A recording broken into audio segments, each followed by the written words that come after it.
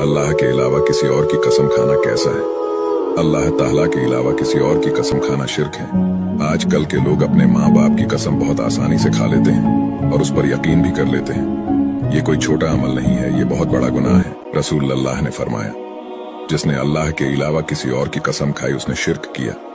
इस्लाम में सबसे बड़ा गुनाह कुफ्र और शिर्क ही है। देखिए, कसम अल्लाह ताला ने कुरान में भी खाई है।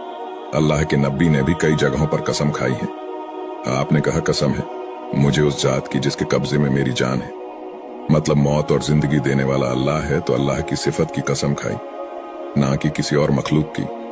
और अल्लाह ने जो कसम उठाई है इंजीर की, जैतून की, जमाने की, अमन वाले शहर की, फजर की, सूरज की, तो इसका मतलब ये नहीं कि यह बहुत फजीलत वाली है जो अल्लाह ने इन सब की कसम उठाई, बल्कि इन सब की कसम खाने का मतलब ये है अल्लाह जब चाहे इन सब को गवाह बना दे।